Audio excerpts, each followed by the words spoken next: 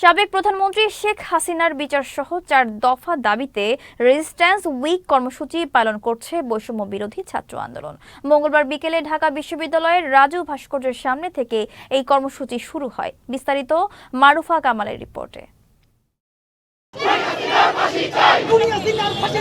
ছাত্র জনতার গণ আন্দোলনের মুখে গত ৫ আগস্ট আওয়ামী লীগ সরকারের পতনের পর এবার সাবেক প্রধানমন্ত্রী শেখ হাসিনার বিচার সহ ৪ দফা দাবি বাস্তবায়নে রেজিস্ট্যান্স উইক কর্মসূচি শুরু করেছে বৈষম্য বিরোধী ছাত্র আন্দোলন।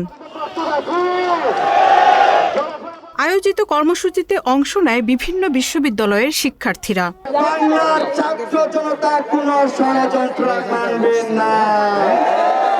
তিনটা মূল দাবি, এই তিনটা দাবি সহ আমরা মূলত এখানে ছাত্র জনতা বৈষম্য বিরোধী ছাত্র আন্দোলনের পক্ষ থেকে অবস্থান কর্মসূচি পালন করেছি। যত শহীদ ভাইরা তাদের গণহত্যা চলেছে, আমরা এই যে গণহত্যার যারা খুনি আমরা মূলত তাদের বিচারের জন্য এসেছি। এত ভাইদের জীবন গেল, ফ্যাসিস্টদের কঠোর শাস্তি যাচ্ছি। যারা অনেক রক্ত দিয়ে এখন পর্যন্ত আমাদের লড়াই চালিয়ে যাচ্ছে, আমরা প্রাথমিক বিজয়টা অর্জন করলেও পুরোপুরি আমাদের বাংলাদেশ এখনো কিন্তু সেভাবে স্বাধীন না। পরে কেন্দ্রীয় শহীদ মিনারে আন্দোলনে নিহত শিক্ষার্থীদের স্মরণে ১ মিনিট নীরবতা পালন করা হয়।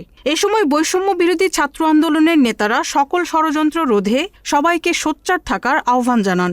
সেই সাথে ৪ দফা কর্মসূচি বাস্তবায়নের দিক নির্দেশনা দেন। প্রশাসন ও বিচার বিভাগে যারা ছাত্র জনতার অভ্যুত্থানে হামলা, মামলা এবং হত্যাকাণ্ডকে বৈধতা দিয়েছে এবং ফেসিবাদ বারংবার কায়েম করার চেষ্টা করেছে, তাদের দ্রুততম সময়ে অপসারণ বিচার নিশ্চিত করতে হবে।